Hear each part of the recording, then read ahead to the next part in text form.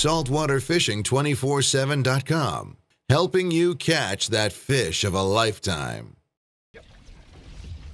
All right, we just pulled up to one of my favorite rock piles here. We're losing the tide, so we've got right up on top of these boulders. We're kind of flat out here, surrounded by big rocks, and the stripers are hiding right in and around the structure here. And the way that we present the bait to them is, right now we're in 26 to 30 feet of water. We have a rig that's called a three-way, and what this does is gets sizable baits down into that strike zone. It keeps it down there. These happen to be porgy or scup, which in Connecticut they have to be 10.5 inches in length. A lot of people think that's way too big. I've got a 8/0 circle hook on here with 50-pound Seaguar fluorocarbon, and I hook right through the back here. Make sure that you don't have any scales on the tip of the hook, so you prevent a good hook up here. And then to that, our fluorocarbon leader runs to a simple three-way swivel. I've got my main line on one and a dropper loop on the other. My loop here allows me to put different size weights on. I can literally just take this 8-ounce right off, and if I need a heavier weight, say it's a 12 or a 16, we're fishing deeper water and stronger current, I can slip it right back on here. Just makes things real easy to adjust to the changing conditions. Then once we've got our rig rigged up and baited up, all we're doing is dropping down to the bottom here. Again, we're 26 feet of water.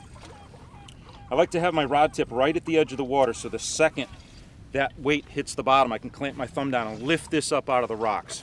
Then I close it, I take 2 turns of the handle, and I come back down to the rod parallel off the water. Between lifting the rod tip up and 2 turns of the handle, this is going to get us about 5 feet off the bottom, which is where we want to be with these bigger baits. We don't set the hook on this. The really cool thing about using bait like this is that you feel the porgy struggling to get back down on the rocks, and that's like ringing a dinner bell to some of these stripers. They sense that commotion, they come, and this bait will really telegraph what's going on. You'll feel him swimming, and then when a striper gets closer, he's going to really pick that pace up, and the really cool thing is it lasts 10, 15, 20 seconds of that before the striper finally catches up to it and whack, and your rod goes down in the water. Because we're using circle hooks, we're not setting the hook, but with a sizable bait like this, you do have to give it just a little bit of time for that striper to get the entire bait in its mouth. So I like to have my rod a good 5 feet off the water. So when I do get hit, I'm not giving any pressure on the rod, I'm not dropping the tip, I'm letting that striper pull the rod tip right down to the edge of the water.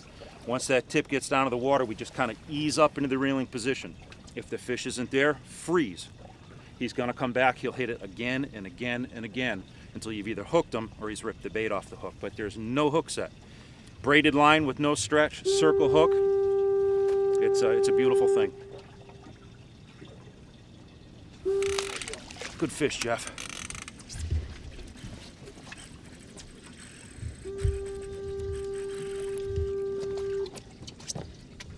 Mine just got hit.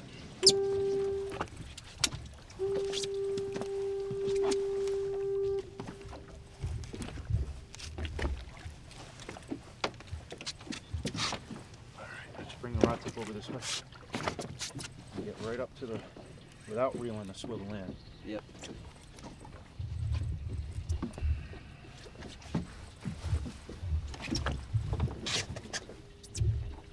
Nice fish.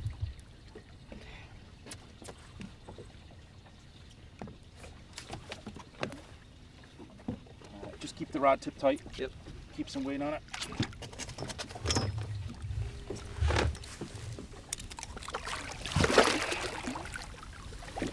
Somebody else caught this fish and broke it off. There's a. That's what happens when you don't tie a good knot. We got a swivel here and nothing on the other end of it. And this fish, even though he was gut hooked deep, was still able to feed with no issues. Here's our hook right here, circle hook, right in the corner of the mouth where it should be, right out like that. Beautiful thing, no pliers, no nothing. And this fish weighs, that is 34 pounds. As you saw, Jeff just had a really nice fish using a circle hook. Circle hooks, in my opinion, are the only way to go these days. A lot of people are still hesitant to change from the old style J hooks and trebles.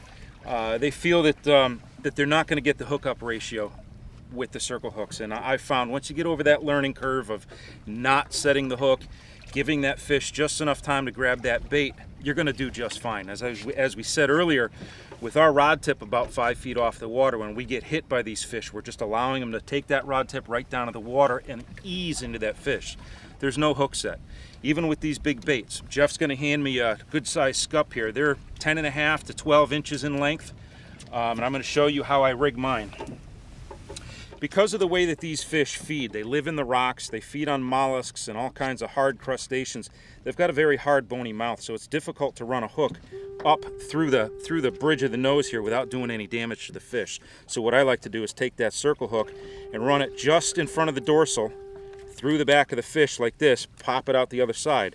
Make sure that you don't have any scales on that hook that's going to prevent a good hook up here. We clean that off. When it's good to go, we just drop it in. It hangs nice and natural in the water. The only way to go, in my opinion.